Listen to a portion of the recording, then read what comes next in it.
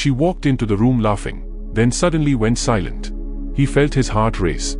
Within 3 minutes, he was obsessed. What just happened? This isn't love at first sight. It's something far more calculated, far more dangerous. It's called emotional contrast, and right now, someone might be using it on you without you even knowing. By the end of this video, you'll never see attraction the same way again. But I have to warn you, once you see this pattern, you can't unsee it. Let me tell you about Marcus. Marcus was a 32-year-old software engineer. Logical, cautious, not the type to fall quickly. He'd been on dozens of dates over the past 2 years, and nothing ever clicked. He was beginning to think maybe he was just too analytical for romance. Then he met Sophia at a networking event. The first thing that struck him wasn't her looks, it was her energy. She was magnetic, laughing with a group of people, completely at ease. When she turned to him, her smile was warm, inviting. They talked about travel, about books, about nothing and everything. For 20 minutes, Marcus felt something he hadn't felt in years, genuine connection. Then, without warning, Sophia's entire demeanor shifted. Her smile faded. She looked past him, distracted. Her responses became short, almost cold. "I should probably go," she said, her voice flat. Marcus felt his stomach drop. Had he said something wrong? Done something to offend her? "Wait," he said, trying to recover. "Did I?" She looked back at him, and for just a moment, her eyes softened. "No, it's not you. I need to go." And she left. Marcus spent the entire night replaying their conversation. What went wrong? Why did she pull away so suddenly? He couldn't focus on anything else. The next day, he found her on social media and sent a message. Just a simple, "Hey, it was great meeting you. Hope you're okay." 3 hours later, she responded, "I'm sorry about last night. Sometimes I just get overwhelmed. You are actually really easy to talk to." And just like that, Marcus was hooked. Over the next 3 weeks, this pattern repeated. Sophia would be warm and engaging, then suddenly distant and cold. Each time she pulled away, Marcus felt panic. Each time she came back, he felt relief, gratitude, even euphoria. He found himself constantly checking his phone, analyzing every word she sent, trying to predict her moods. He didn't realize what was happening to him. Sophia wasn't unstable. She wasn't confused. She was using one of the most powerful psychological manipulation techniques known to behavioral science, emotional contrast. And Marcus, despite his intelligence and caution, had become completely addicted to her attention. This isn't a story about love.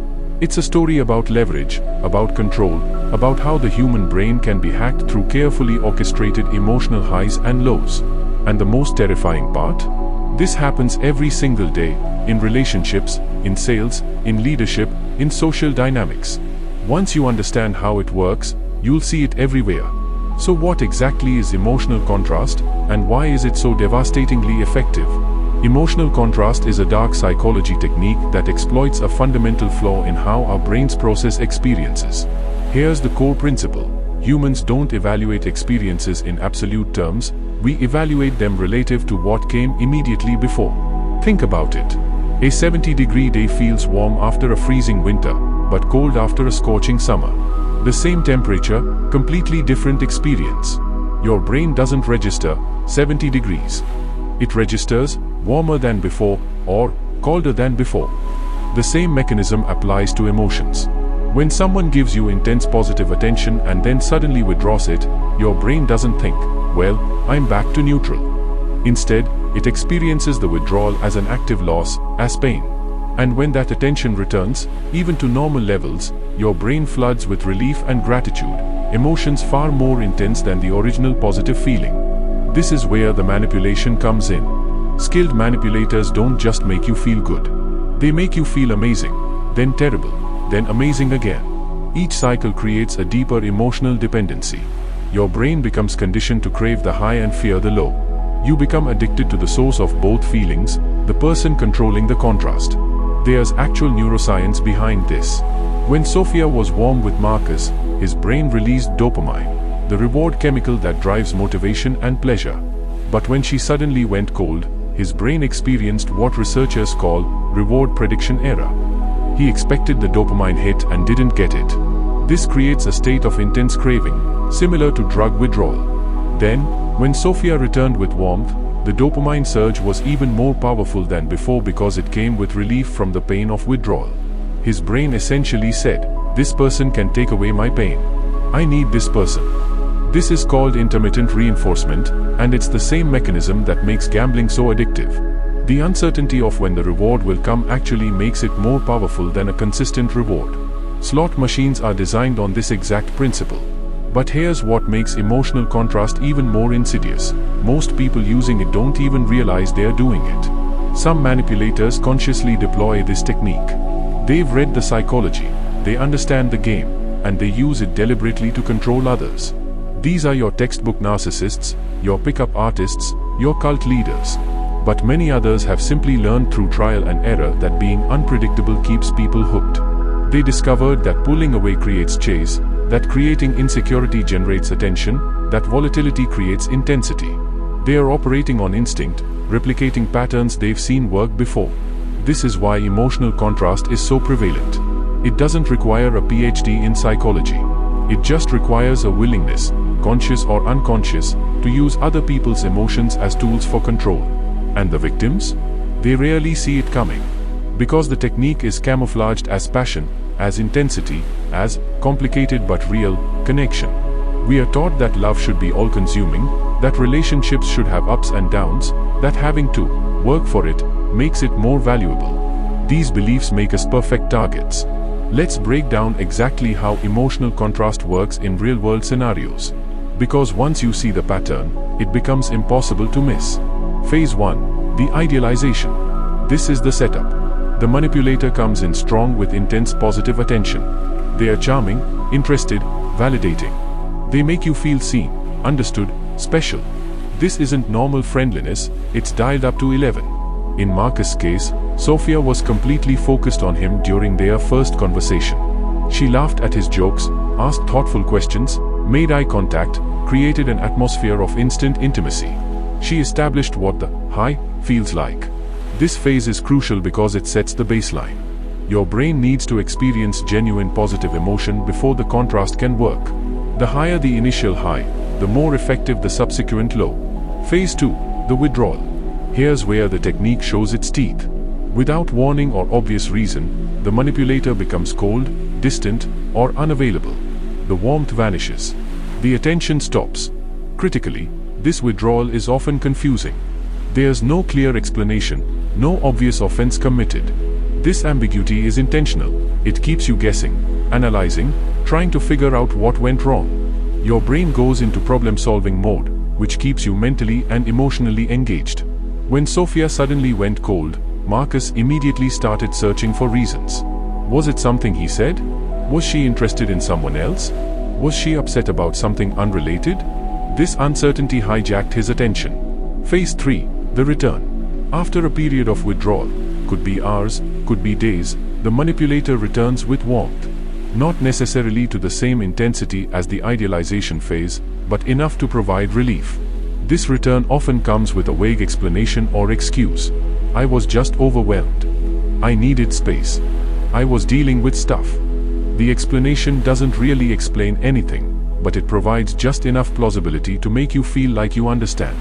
Most importantly, the return feels like a gift, like forgiveness, like you've been chosen again. The relief is intoxicating. Your brain releases those dopamine floods, and you feel grateful, not neutral, not mildly pleased, but actively grateful, for the return of normal positive attention. Phase 4. The cycle. Here's the trap. This pattern repeats. Warm, cold, warm, cold. Each cycle deepens your emotional investment. Each withdrawal creates more anxiety. Each return creates more relief and attachment. Over time, your emotional baseline shifts. You stop expecting consistent kindness. Instead, you become hyper-focused on managing the manipulator's moods, preventing the lows, chasing the highs. You become reactive rather than autonomous. Marcus found himself constantly trying to keep Sophia happy, carefully wording his messages, avoiding topics that might trigger withdrawal. He wasn't thinking about whether this relationship made him happy. He was thinking about how to keep it stable, how to maintain her approval. The real damage. What makes emotional contrast so psychologically damaging is that it rewires how you experience love and connection. You begin to associate real intimacy with volatility. Stability starts feeling boring, like something's missing. You confuse anxiety with attraction, drama with passion, unpredictability with excitement. Victims of emotional contrast often struggle in future relationships because healthy, consistent love doesn't trigger the same intense neurochemical responses. It feels flat by comparison. They find themselves either choosing unstable partners again or sabotaging stable relationships by creating artificial conflict just to feel that familiar intensity. This is the long-term impact that manipulators rarely consider and victims rarely anticipate. Emotional contrast doesn't just control you in the moment. It changes how your brain processes connection itself. You might be thinking, I'm too smart for this. I'd see it coming. But that's exactly what Marcus thought. And that's what makes emotional contrast so dangerous. It bypasses your rational mind entirely. Here's why this technique is so universally effective. It exploits fundamental brain architecture. Your brain evolved over millions of years to recognize patterns and predict outcomes. This kept our ancestors alive. If eating a certain berry made you sick, your brain learned to avoid that berry. If helping someone led to them helping you back, your brain learned the value of cooperation. But this same pattern recognition system can be weaponized. When someone is inconsistent, your brain goes into overdrive trying to find the pattern, trying to predict when the good times will come and the bad times will leave. This creates obsessive thinking, not because you are weak, but because your brain is doing exactly what it evolved to do. It triggers scarcity psychology. Humans place higher value on things that seem rare or limited. It's why limited edition products sell out, why exclusive clubs have waiting lists, why hard to get is considered attractive. When someone's positive attention becomes inconsistent, it becomes scarce. And scarcity creates perceived value. You start believing this person's approval is more valuable precisely because it's harder to obtain and easier to lose. It creates the illusion of depth. Intense emotional swings feel profound. They feel real. They feel like real connection because they are so emotionally consuming. We've been culturally conditioned to believe that easy relationships are shallow and difficult relationships are deep. This is a lie, but it's a persuasive one. Marcus interpreted the volatility with Sophia as evidence that what they had was significant, that the stakes were high, that it mattered more than his previous stable but boring connections. He confused emotional chaos with emotional depth.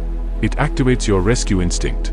Many people, particularly those with empathetic or caretaking tendencies, are drawn to troubled people. When someone seems to be struggling, pulling away, seeming upset, being distant, it triggers a desire to help, to fix, to heal.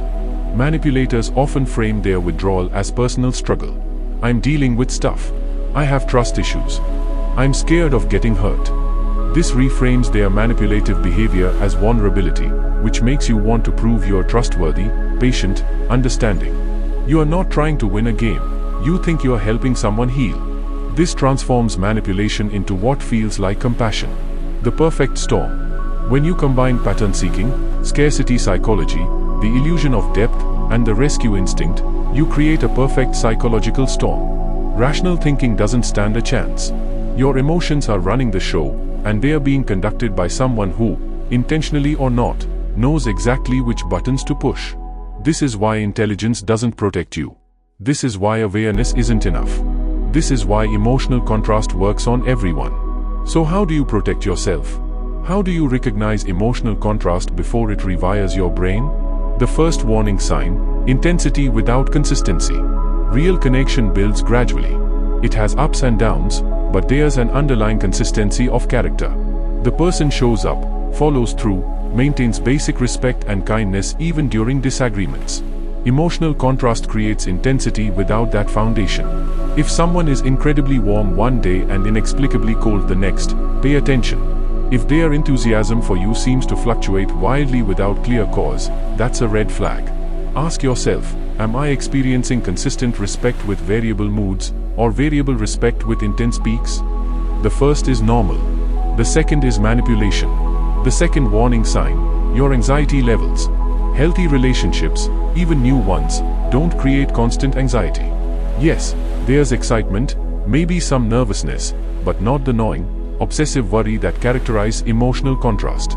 If you find yourself constantly checking your phone, overanalyzing messages, trying to predict someone's mood, feeling relief rather than joy when they are nice to you. These are symptoms of emotional manipulation, not love.